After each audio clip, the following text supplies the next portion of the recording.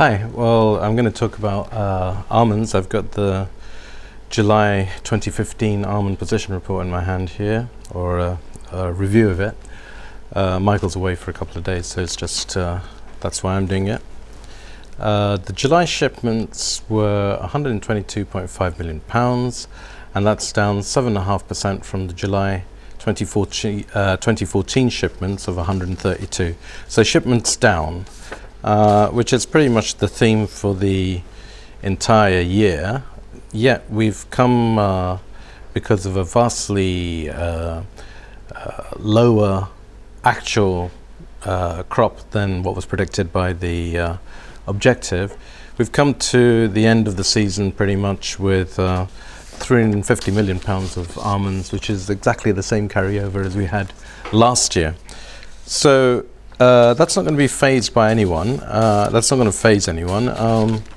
The market still really is a complete seller's market. The sellers are running the whole show, and they haven't really, America hasn't really even commented on these figures because they're now starting to work on the 2015 crop, and what they say is that there's a lot of very dry nuts, low in weight. That's particularly for the nonpareil. And they think that the eventual production from this crop will be less than the objective. So they're not at all phased by these lower sales. And of course, the American domestic consumption seems happy, or seems prepared to pay for all this. I'm looking here actually at the Derco Foods report written by Ago, and what a fine report it is. It looks at things from both sides. There's a graph here which we'll put up on the website.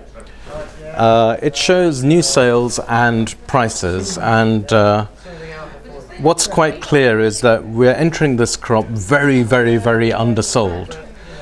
There's very little commitment on the crop, and the growers say that's how they want it because they just don't think there's going to be enough of it. The buyers are all on holiday. They don't want to talk about it. The euro's at a low level, relatively low level, certainly compared to last year. And there's hardly any business. There's very, very little business. Of course, there will be business. People will come back and people will want to buy. But have a look at this graph. What it seems to show, and it's the old law of supply and demand, is that very high prices like now, very few new sales. And that's exactly our experience. Our experience as traders is that we have to kind of go with the flow. We do what other people are doing tomorrow, today. But what are we to do? You get 5 containers of standard 5s to $1 million. So it's a high rolling game. You have to put a lot of money into it.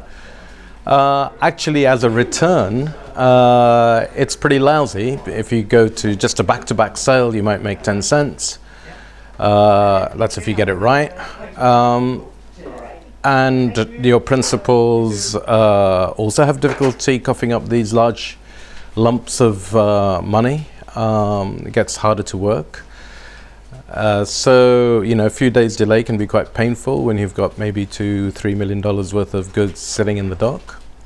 So it's not looking like a great investment. Of course, we're not going to short it now. If the market exists in the grower's mind, it's not possible to short that sort of market.